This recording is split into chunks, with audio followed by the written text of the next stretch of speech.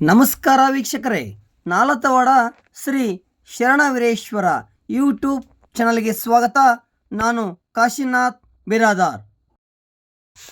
ನಾಲತವಾಡ ಪಟ್ಟಣದ ಪಟ್ಟಣ ಪಂಚಾಯತಿಯಲ್ಲಿ ಅಧ್ಯಕ್ಷೆ ವಿಜಯಲಕ್ಷ್ಮಿ ಇಲ್ಕಲ್ ಅವರು 79ನೇ ಸ್ವಾತಂತ್ರ್ಯ ದಿನಾಚರಣೆ ಧ್ವಜಾರೋಹಣ ನೆರವೇರಿಸಿದರು. ಈ ವೇಳೆ ಉಪಾಧ್ಯಕ್ಷರಾದ ಬಸವರಾಜ್ ಗಂಗನಗೌಡರ್, ಮುಖ್ಯಾಧಿಕಾರಿಗಳಾದ ಈರಣ್ಣ ಕೊಣ್ಣೂರ್ ಹಾಗೂ ಸದಸ್ಯರಾದ ಶರಣಬಸು ಗಂಗನಗೌಡ್, ಡಾಕ್ಟರ್ ಅಮ್ರಪ್ಪಣ್ಣ ಸೀರಿ, ರಮೇಶ್ ಆಲ್ಕೊಪ್ಪರ್, ಶರಣಪ್ಪ ಇಲ್ಕಲ್, ಅಲ್ಲಾಬಕ್ಷ್ ಮೂಲಿಮನಿ, ಮಹಮ್ಮದ್ ನಾಡ್ದಾಳ್, ಅನಿಲ್ ಚೆಟ್ಟೇರ್, ಪ್ರಕಾಶ್ ಸಜ್ಜನ್ ಹಾಗೂ ಇನ್ನುಳಿದ ಸಿಬ್ಬಂದಿಗಳು ಇದ್ದರು.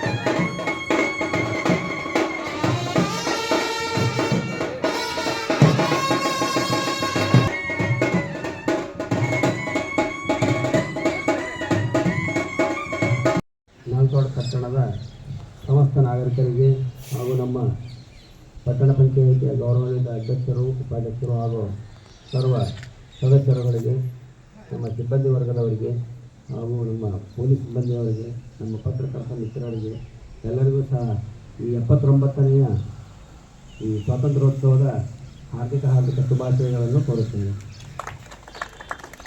ಅದೇ ರೀತಿಯಾಗಿ ಇಂದಿನ ನಮ್ಮ ಪಟ್ಟಣ ಪಂಚಾಯಿತಿಯಲ್ಲಿ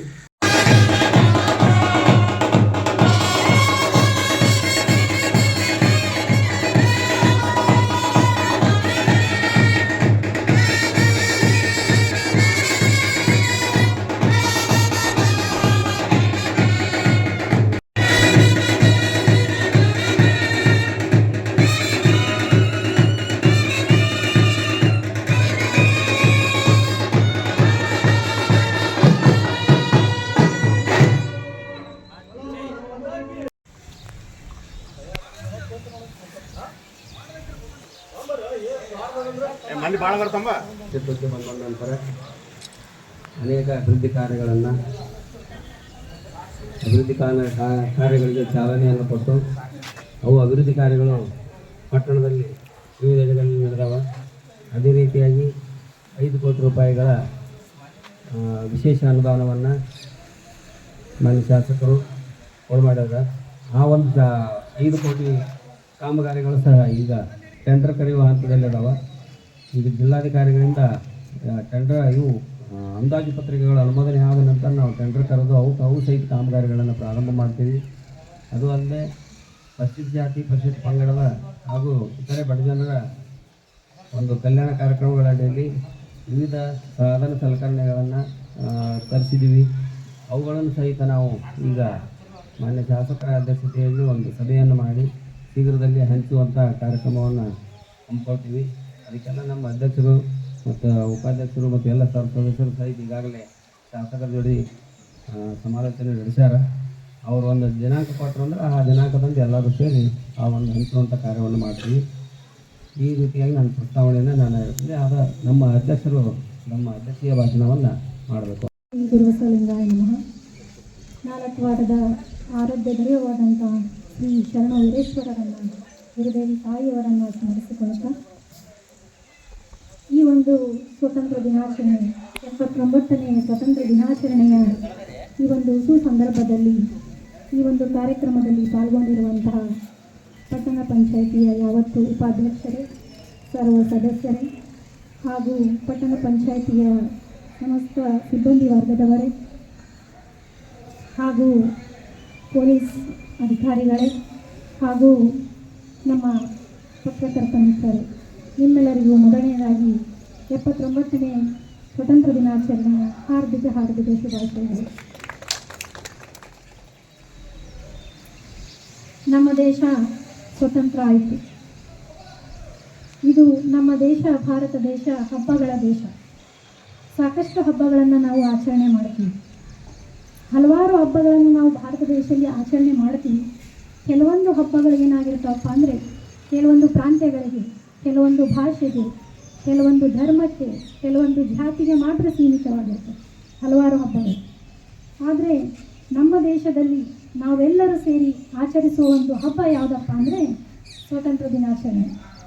ಇಲ್ಲಿ ಯಾವುದೇ ಒಂದು ಜಾತಿ ಇಲ್ಲ, ಯಾವುದೇ ಒಂದು ಧರ್ಮ ಇಲ್ಲ, ಯಾವುದೇ ಒಂದು ಪ್ರಾಂತ್ಯ ಇಲ್ಲ, ಯಾವುದೇ ಒಂದು ಭಾಷೆಗೆ ಮೀಸಲಾಗಿರಲ್ಲ. ಎಲ್ಲರೂ ಸೇರಿ ಸಮಸ್ತ ರಾಷ್ಟ್ರದ ಜನತೆ ಆಚರಿಸುವಂಥ ಯಾವುದಾದ್ರೂ ಒಂದು ಹಬ್ಬ ಐತಪ್ಪ ಅಂದರೆ ಅದು ನಮ್ಮ ಸ್ವಾತಂತ್ರ್ಯ ದಿನಾಚರಣೆ. ಈ ಒಂದು ಸ್ವತಂತ್ರ ದಿನಾಚರಣೆಯನ್ನು ನಾವು ಅಷ್ಟು ವಿಜೃಂಭಣೆಯಿಂದ ಒಂದು ದೊಡ್ಡ ಹಬ್ಬದ ರೀತಿಯಲ್ಲಿ ನಾವು ಆಚರಣೆ ಮಾಡ್ತೀವಿ. ಯಾಕೆ ಈ ಹಬ್ಬವನ್ನು ನಾವು ಆಚರಣೆ ಮಾಡಬೇಕು? ಯಾಕಪ್ಪ ಅಂದರೆ ನಮಗೆ 1947 ಆಗಸ್ಟ್ 15ರಂದು ನಮ್ಮ ದೇಶ ಸ್ವತಂತ್ರ ಆಯಿತು. ಸ್ವತಂತ್ರ ಆಯಿತು ಅನ್ನೋದಕ್ಕಿಂತ ಸ್ವತಂತ್ರವನ್ನು ನಾವು ಪಡ್ಕೊಂಡಿದ್ದೀವಿ, ಸ್ವತಂತ್ರವನ್ನು ನಾವು ಗಳಿಸ್ಕೊಂಡಿದ್ದೀವಿ. ಇದನ್ನು ನಮಗೆ ಯಾರೋ ಕೊಟ್ಟಿರುವಂಥದ್ದಲ್ಲ, ಇದನ್ನು ನಾವೇ ಪಡ್ಕೊಂಡಿರುವಂಥದ್ದು. ಈ ಒಂದು ಸ್ವತಂತ್ರ ಸಿಗಬೇಕಾದ್ರೆ ಸಾಕಷ್ಟು ದೇಶಾಭಿಮಾನಿಗಳು, ಹೋರಾಟಗಾರರು, ನಮ್ಮ ನಾಯಕರು ತಮ್ಮ ರಕ್ತಪಾತವನ್ನು ಹರಿಸಿ ಹಲವಾರು ಹೋರಾಟಗಳನ್ನು ಮಾಡಿ, ಚಳುವಳಿಗಳನ್ನು ಮಾಡಿ, ತಮ್ಮ ಪ್ರಾಣ ತ್ಯಾಗವನ್ನು ಮಾಡಿ ನಮಗೆ ಸ್ವತಂತ್ರವನ್ನು ತಂದುಕೊಟ್ಟಿದ್ದಾರೆ. ಅದಕ್ಕಾಗಿ ನಾವೆಲ್ಲರೂ ಚಿರಋಣಿಯಾಗಿರಲೇಬೇಕು. ಅವರಿಗೆ ಈ ಸಂದರ್ಭದಲ್ಲಿ ನಾವು ಚಿರಋಣಿಯಾಗಿರಲೇಬೇಕು. ಅದಕ್ಕಾಗಿ ಇಷ್ಟೊಂದು ವಿಜೃಂಭಣೆಯಿಂದ ಈ ಒಂದು ನಾವು ಸ್ವತಂತ್ರ ದಿನಾಚರಣೆಯನ್ನು ಆಚರಿಸ್ತಾ ಇದ್ದೀವಿ.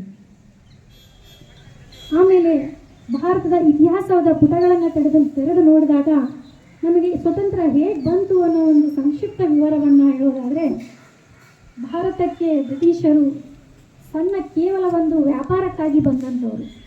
ಸಣ್ಣ ವ್ಯಾಪಾರಕ್ಕಾಗಿ ಬಂದು ಇಡೀ ಭಾರತವನ್ನೇ ತಮ್ಮ ಕಪಿಮುಷ್ಟಿಯಲ್ಲಿ ಇಟ್ಟುಕೊಂಡು ಭಾರತೀಯರನ್ನು ತಮ್ಮ ಗುಲಾಮರನ್ನಾಗಿ ಮಾಡಿಕೊಂಡ್ರು. ಭಾರತದಲ್ಲಿ ಹಲವಾರು ತಮ್ಮದೇ ಆದಂಥ ಆಡಳಿತವನ್ನು ನಡೆಸಿದರು. ತಮ್ಮದೇ ಆದಂಥ ರೀತಿ ನೀತಿಗಳನ್ನು ಜಾರಿಗೆ ತಂದರು. ಇದರಿಂದಾಗಿ ಏನಾಗ್ತು, ಭಾರತ ದೇಶದಲ್ಲಿರುವಂಥ ಭಾರತೀಯರಿಗೆ ತುಂಬ ಸಿಟ್ಟು ಬಂತು.